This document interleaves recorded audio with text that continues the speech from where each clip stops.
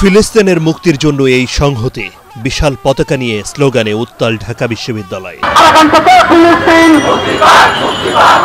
আন্তর্জাতিক ফিলিস্তিন সংহতি দিবসে মার্চ ফর প্যালেস্টাইন কর্মসূচি দেয় বৈষম্যবিরোধী ছাত্র আন্দোলন। সেই ডাকে সাড়া দিয়ে রাজু ভাস্কর্যে হাজির হয় বিভিন্ন ছাত্র সংগঠন সহ ঢাকার বেশ কয়েকটি প্রতিষ্ঠানের কয়েকশো ছাত্রছাত্রী। ওদের উপরে অনেক কিয়া করা হচ্ছে, আমি যদি এখানে থাকতাম তাহলে ওদের যে কত কষ্ট। ফিলিস্তিন স্বাধীনভাবে একটি রাষ্ট্র হিসেবে যাতে এই পৃথিবীর বুকে বেঁচে থাকতে পারে সেই জিনিসটা আমরা চাচ্ছি। একজন সাধারণ শিক্ষার্থী হিসেবেই আমি এসেছি শুধুমাত্র অন্যায়ের প্রতিবাদ করার জন্য, যেন এই জেনোসাইডটা বন্ধ হয়ে যায়। এরপর ভিসি চত্বর, ফুলার রোড, কেন্দ্রীয় শহীদ মিনার হয়ে রাজু ভাস্কর্যে শেষ হয় রিয়েলিটি। বসুন্ধরা ডায়াপেন্ট এখন আরো উন্নত। এই hot air through top sheet দ্রুত শোষণ করে সোনামণিকে দেয় কোমল অনুভূতি। ৭৫ বছর ধরে ফিলিস্তিন শোষিত হচ্ছে, এটা একটা ইলিগাল অকুপেশন।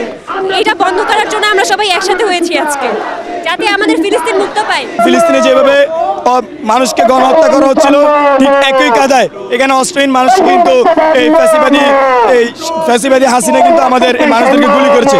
তো সবকিছু মিলিয়ে ফিলিস্তিনের যে লড়াই, আমাদের লড়াই একই, আমাদের লড়াই মুক্তির লড়াই ছিল, ফিলিস্তিনের লড়াই মুক্তির লড়াই। সবার কণ্ঠে এক সুর, ফ্রি প্যালেস্টাইন, আর এই একতাই আসবে মুক্তি।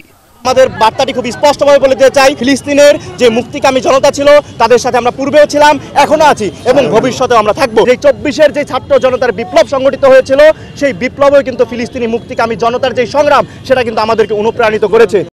এদিকে জাতীয় প্রেস ক্লাবে সিপিবি আয়োজিত সংহতি সভায় বাংলাদেশের কমিউনিস্ট পার্টির সাধারণ সম্পাদক রহিন হোসেন প্রিন্স বলেন, মার্কিন যুক্তরাষ্ট্র সহ পশ্চিমা সাম্রাজ্যবাদী শক্তিগুলো এশিয়ায় নিজেদের প্রভাব বলয় মজবুত করতেই ইসরায়েলকে ব্যবহার করছে।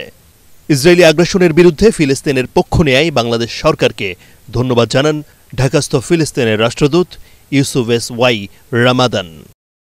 আদ্দিন সজীব, এটিএন বাংলা, ঢাকা।